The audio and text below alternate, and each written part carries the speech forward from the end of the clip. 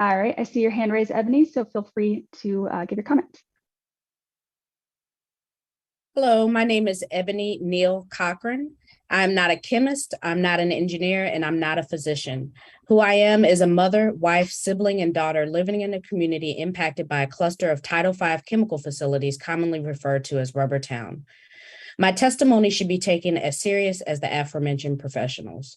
For over 8 decades, residents have been adversely impacted by excess emissions, explosions, fires, nauseous odors, and acute and chronic illness and deaths, some of which they attributed to Rubbertown. This is not to mention the rail cars parked in neighborhoods and other cumulative impacts.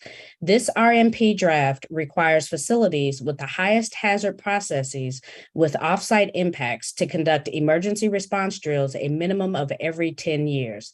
10 years. This means there's the potential for 20-year employees to have completed an emergency drill only twice in their careers. What about employee turnover? What about the community? We rely in part on the expertise of employees working in these hazardous facilities to keep us safe. They should be required at minimum to conduct annual emergency response drills. An incident at one of the facilities could leave thousands of people with chronic illness, maimed, or even dead. This should not be about the burden on industry because it's the cost of doing business. This should be about the human beings being impacted by their toxic emissions.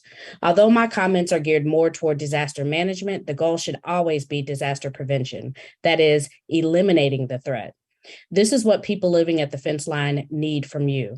We need you to bring us to the policy table. We have firsthand knowledge of how processes related to emergency response actually play out. We need continuous fence line air monitoring, which could lead to the identification of leaks early on, alerting facilities about potential exposure of hazardous chemicals to workers and residents. It could also identify potential explosive hazards. The data needs to be accessible in real time to community. We need you to coordinate efforts with other EPA departments, such as the Office of Chemical Safety, so that chemicals that could cause catastrophic hazards during an event are banned. This too is a prevention strategy. The need for safer alternatives is real. We need you to strengthen enforceability, corrective action, and accountability. Too many times notices of violation are issued repeatedly for the same equipment.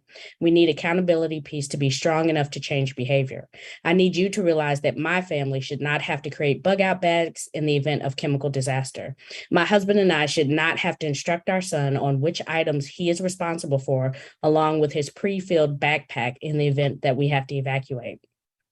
Lastly, your definition of chemical disaster may be limited to fires and explosions, but remember, those of us living at the fence lines consider acute and chronic exposures to hazardous chemicals as disastrous every single day. Thank you.